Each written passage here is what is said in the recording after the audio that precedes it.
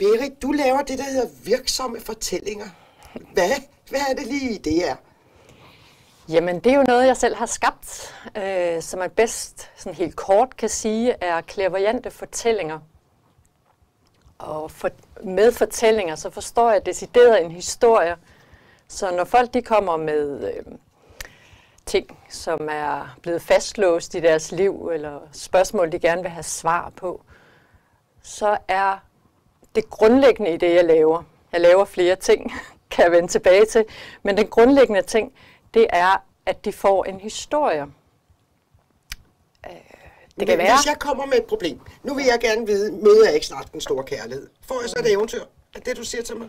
Det kunne være, at det var et eventyr, det kunne være, at det var en mere realistisk fortælling, som jeg går ind i, som skal give dig svaret. Så nogle gange så får man et klart svar ud fra den fortælling.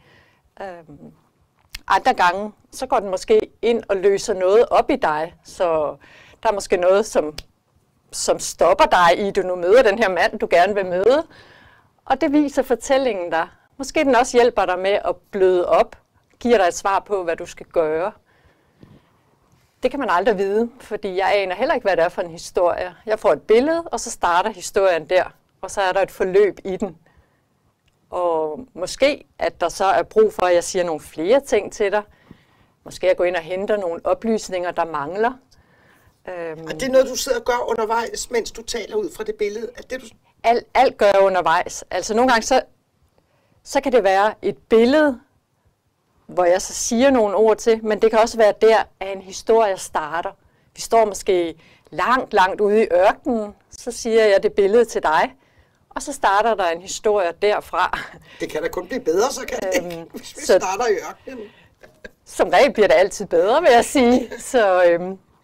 Så må man i hvert fald finde ud af, jamen, hvorfor er du havnet derude, og hvad skal man gøre, for at du kommer et andet sted hen. Så historien oplever jeg kan gå ind og sige nogle andre ting, end hvis man sidder og siger med ord til dig, jamen, altså, du skal jo gøre sådan og sådan.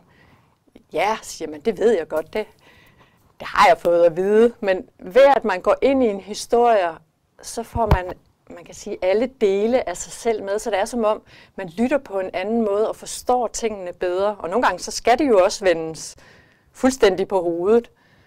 Nogle gange skal man se ting fra et helt andet perspektiv. Og nogle gange, så skal historien lave det grundlæggende.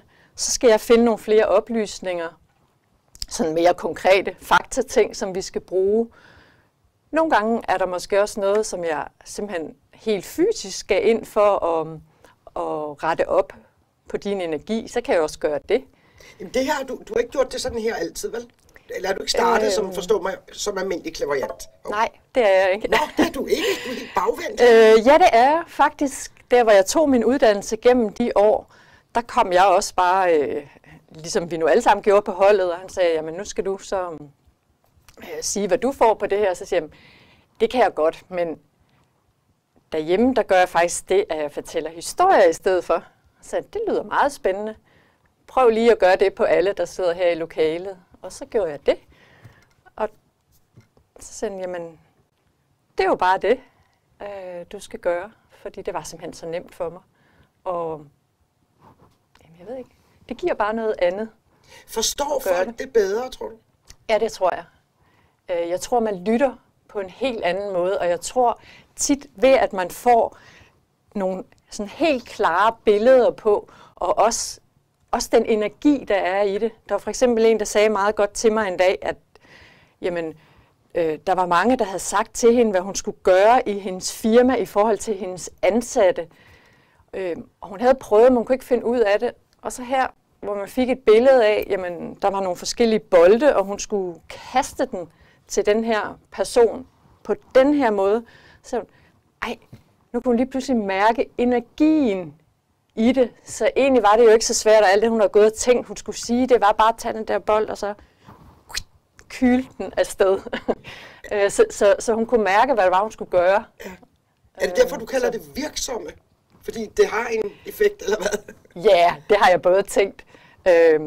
dengang jeg fandt ordet, der var det både det, og så havde jeg det også sådan, jamen det var også til virksomheder. Så det blev sådan lidt sjovt mix.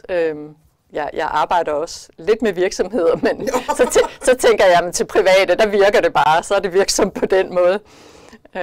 Så det er egentlig lidt tilfældigt, det lige blev det navn. Har du mødt andre, der gør det på den måde? Nej, det har jeg ikke.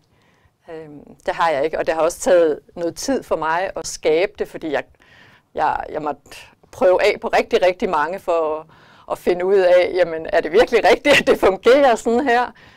Og det kan jeg jo så se, at efterhånden det gør det på så mange forskellige ting.